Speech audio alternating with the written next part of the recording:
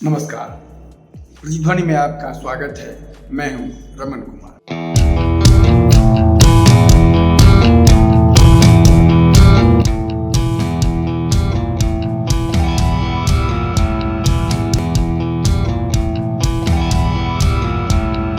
अब 0 से 40 कम यानी -40 लाने वाले स्वास्थ्य संस्थानों में यानी मेडिकल कॉलेजों में पीजी की पढ़ाई करेंगे और वहाँ से योग्य बनकर वो आपका इलाज करेंगे, यानी देश का इलाज करेंगे। अपने इसकी लड़ाई सड़क से लेकर अब सर्वोच्च न्यायालय तक पहुँच चुकी है। सर्वोच्च न्यायालय में इसकी एक सुनवाई भी हो चुकी है और उस सुनवाई में जो उसकी कानूनी प्रक्रिया होती है वह प्रक्रिया चालू की जा रही है। दरअसल मामला यह है कि 13 जनवरी 2026 को राष्ट्रीय चिकित्सा विज्ञान परीक्षा बोर्ड ने एक अधिसूचना जारी कर नीट पीजी 2025 के न्यूनतम कट ऑफ मार्क्स में कमी कर दी, जिसमें सामान्य वर्ग के लिए न्यूनतम 7 जबकि एससी, एसटी और ओबीसी के लिए परसेंटाइल 0 कर दिया यानी 0 कर दिया गया।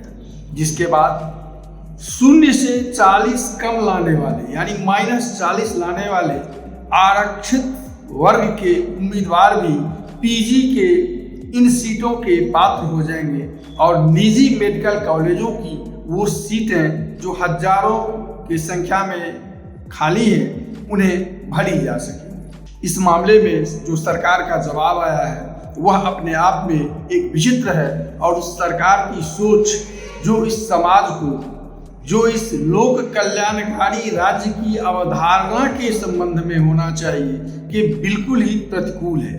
उसका पहला जवाब था कि चूंकि उन्हें -40 पर इसलिए दिया गया कि इस परीक्षा में उन्होंने -40 अंक लाए, यह उनकी योग्यता का मापदंड नहीं है।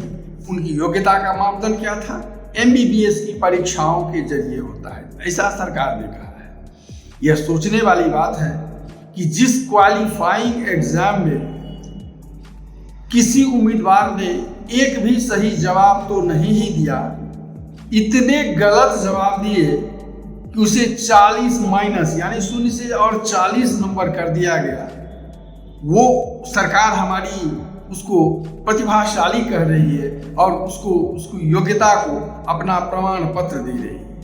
सरकार का एक और विचित्र तर्क है कि निजी मेडिकल कॉलेजों की खाली सीटें जो कई वर्षों से खाली रही है उनकी सीटों को देखकर भरने की मंशा से, यानी निजी मेडिकल कॉलेजों की सीटें भरे और उन्हें और अधिक कैपिटेशन फी मिले, वो और अधिक कमाई कर सके, इसलिए ऐसा निर्णय किया गया है। देश की व्यवस्था लोक कल्याणकारी राज्य की है और हमारी सरकार एक दुकानदार, निजी मेडिकल कॉलेज, निजी शिक्षण संस्थान मात्र एक व्यावसायिक प्रतिष्ठान है, एक दुकानदारी है जहां वो मुनाफे के लिए काम करते हैं और उन्हें मुनाफे में बढ़ाने के लिए हमारी सरकार उसके प्रचार तंत्र का काम करेगी, उसकी व्यवस्था करेगी। तो यह लोक कल्याणकारी राज्य की क्या वह सरकार है या एक कंपनी, एक PR कंपनी जो किसी व्यावसायिक संस्थान के उन्नयन के लिए काम करेगी?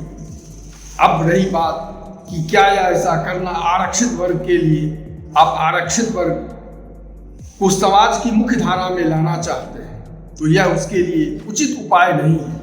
यदि उसके लिए सही व्यवस्था लाने की होती तो आप उसके लिए उसके उचित शिक्षण की व्यवस्था करते, आप शिक्षण संस्थानों को समृद्ध करते, उसकी व्यवस्था करते, उन्हें सही शिक्षक देते जो उन्हें पढ़ा सके।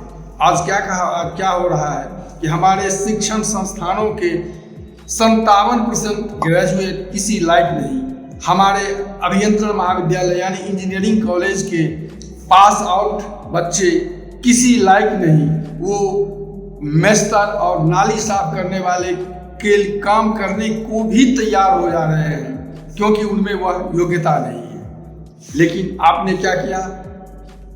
विभिन्न तरह से, जैसा बिहार में तो अति व्यापक पैमाने पर लाखों की संख्या में शिक्षकों की नियुक्ति हुई और उन शिक्षकों की नियुक्ति में इतनी गंदगी की गई, ऐसे शिक्षक इस समाज के बच्चों के लिए नियुक्त किए गए जिन्हें स्वयं कुछ नहीं जानते, जो कुछ नहीं करते।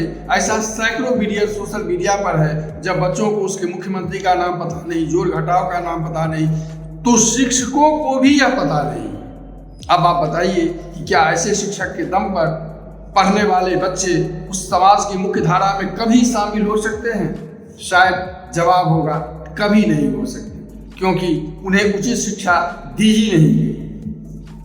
जो पैरवी व पैसा वाला जो समृद्ध तबका है, चाहे वो किसी जाति का हो, जातिगत आपकी बात नहीं कर रहा, मात्र आर्थिक आधार पर, वो अपने बच्चों के लिए निजी शिक्षण संस्थाओं से लेकर विदेश तक कुछ व्यवस्था कर लेगा। तो आप उसकी व्यवस्था नहीं कर रहे, आप गलत लोगों से उन शिक्षक उनकी स्थिति को और निम्नतम कर रहे हैं, और परिणाम आप आरक्षण व्यवस्था पर थोप रहे हैं, ब्राह्मणवादी मानसिकता पर थोप रहे हैं कि इसके कारण ऐसा हुआ है। उसके कारण नहीं। आज देश का प्रधानमंत्री अपने को पिछड़ी जाति का कहते हैं, देश का राष्ट्रपति अनुसूचित जाति जनजाति समाज का कहते हैं, तमाम राज्यों के मुख्यमंत्री मंत्री विधायक आरक्षित वर्ग के हैं। तो फिर आप उस समाज के लिए अगर योग्य कर रहे होते, उस समाज के उन्नयन के लिए, तो आप व्यवस्था करते। लेकिन आप तो अपने समाज को नीचा दिखाने के लिए एक ऐसी व्यवस्था कर रहे हैं ताकि सदा वो इससे और भी अधिक पिछड़ी मानसिकता के हो जाए।